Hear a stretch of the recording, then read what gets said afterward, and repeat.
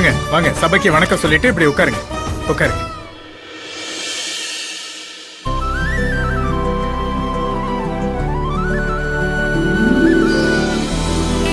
அம்மா, பொண்ணை வர சொல்லுங்க.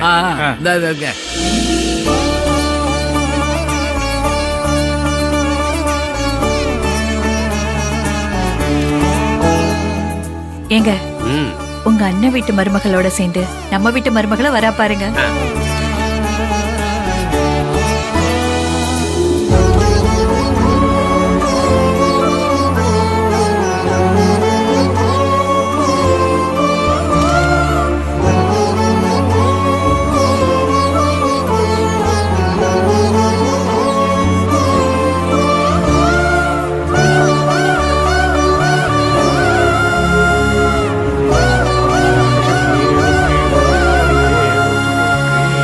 சபைக்கு வணக்கம் சொல்லிட்டு இப்படி உட்காருங்கம்மா.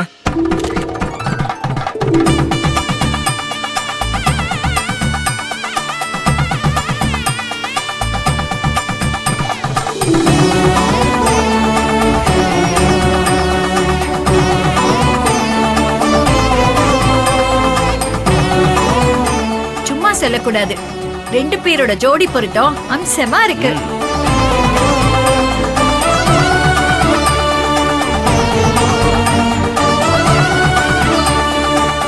சம்பந்தி, இந்த கல்யாணம் முடிஞ்சதோட உங்க கடமை முடிஞ்சிருச்சுன்னு நினைச்சிடாதீங்க.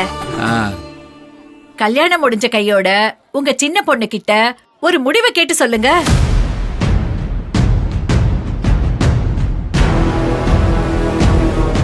இந்த மண்டபத்திலேயே பேசி நிச்சயத்துக்கு நாள் குறிச்சிடலாம்.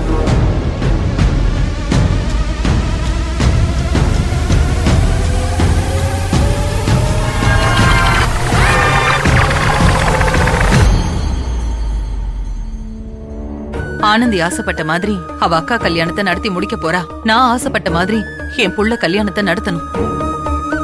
சந்தோஷமா பேசி முடிக்க வேண்டிய கல்யாண பேச்சு நடக்குமா நடக்காதான்னு பிரச்சனையை உருவாக்குற மாதிரி ஆக்கிட்ட ஆனந்தி.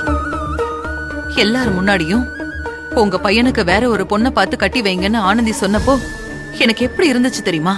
நான் சொல்றேன்னு தப்பா எடுத்துக்காதீங்க. ஒருத்தங்க பேசுற வார்த்தைகள் அவங்க நிலைமை தெரியாத வரைக்கும் தான் நமக்கு கோவமா இருக்கும். அவங்க நிலைமை தெரிஞ்சிருச்சுன்னா அவங்க பேசின வார்த்தைகள்ல இருக்கிற நியாயத்தை நாம புரிஞ்சுப்போம். அதே மாதிரி நீங்களும் புரிஞ்சுப்பீங்க. அப்படி என்னங்க நியாயம் இருக்கு அவகிட்ட? அவ அக்கா கல்யாணம் நல்லபடியா நடந்து முடியணும்னு அவன் நினைக்கிறான். அது நல்லபடியா நடந்து முடியட்டும். முதல்ல அவ மனசுல இருக்கிற பாரம் குறையட்டும்.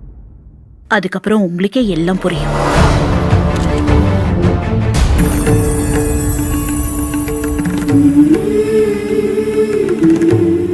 சம்பந்தி. என்ன சம்பந்தி? நம்ம ஆனந்தி கம்பெனியுடைய முதலாளி மகேஷ் தம்பி இருக்காருல்ல, அவரு நம்ம மாப்பிள்ளைக்கும் பொண்ணுக்கும் தங்கச்செங்கலி பரிசா கொடுத்திருக்காரு. பாவம், அவரே இங்க இருந்து போட்டு விடணும்னு நினைச்சாரு.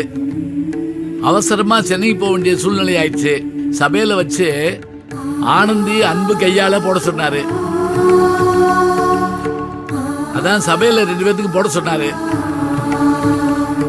ஆனந்தி, அன்பு, இந்தம்மா மகேஷ் சார் சார்பா இதை போட்டு விடுங்க.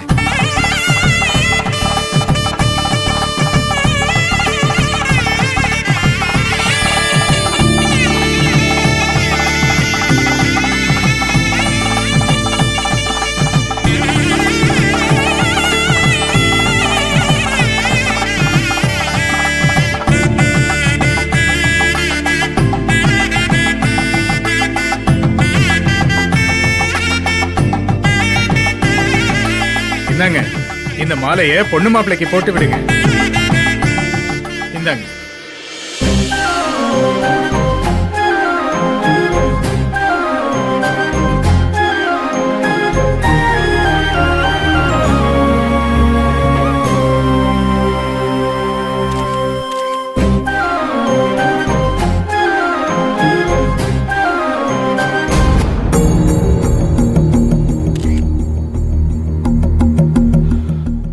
அன்பு, வாடா.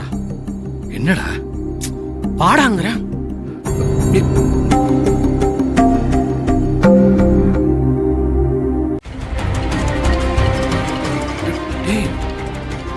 எங்க பேச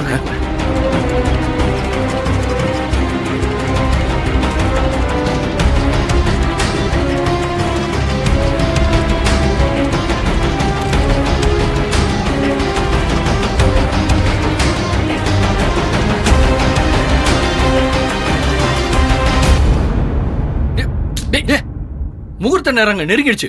எல்லாரும் அங்க மேடையில இருக்காங்க. இங்க எதுக்குடா என்ன கூட்டு வந்த? டேய் இங்க ஒண்ணு சுத்தி என்ன நடக்குதுன்றது உனக்கு தெரியுமா தெரியாதா? டேய் எதுவா இருந்தாலும் கல்யாணம் முடிஞ்சதுக்கு அப்புறம் பேசிக்கலாம். இப்ப வா, நேரமாச்சு. டேய் டேய் அதுக்கப்புறம் எல்லாம் பேசுறதுக்கு ஒண்ணும் இருக்காதுடா. டேய் என்னதான்டா உன் பிரச்சனை? ஆனந்திய மாப்பிள்ளையோட சித்தி சித்தப்பா பொண்ணு கேட்டுட்டு இருக்காங்களாம். அது உனக்கு தெரியுமா தெரியாதா? இதான் உன் பிரச்சனையா? இது அங்கேயே நீ கேட்டிருந்தா நான் தெரியும்னு சொல்லிருப்பேன்ல. இங்க எதுக்குடா என்ன கூட்டிட்டு வந்த? வா போலாம். டேய் நில்றா. எங்கடா போயிட்டு இருக்க?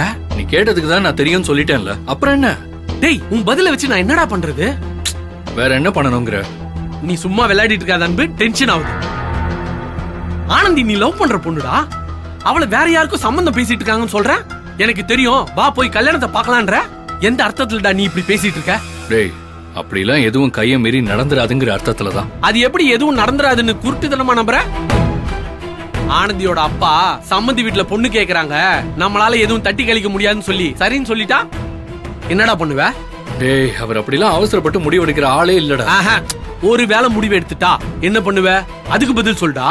முத்து, என் லவ்வுக்காக நீயே இவ்வளவு யோசிக்கும் போது நான் யோசிக்காமலா இருப்பேன்?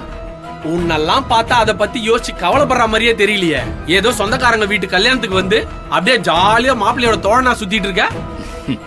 டேய் நீ இப்படி இருந்தா நான் எப்படா நம்புவேன்? ஏய் உனக்கு எப்படிடா நான் சொல்லி புரிய வைப்பேன்? நீ எப்படியும் சொல்ல வேணாம். ஒருவேளை ஆனந்தி அப்பா மாப்பிள்ளையோட சித்தப்பாக்கு பொண்ணு குடுக்கறேன்னு வாக்கு கொடுத்துட்டாருன்னா? அது வரைக்கும் ஆனந்தி அவர் பொண்ணா மட்டும் இருந்தா வாக்கு கொடுக்கலாம். ஆனா அவ அப்படி இருக்க மாட்டாளே. ஏன் அவருடைய பொண்ணா இல்லாம கோகிலா கல்யாணம் முடிஞ்சதுக்கு அப்புறம் ஆனந்தி இன்னும் பொண்டாட்டியா மாறிடுவாளா? ஆமா.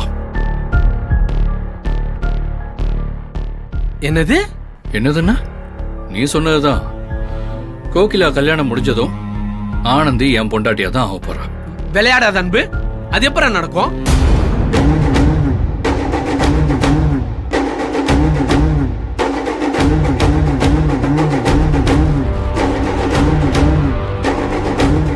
இப்படித்தான்.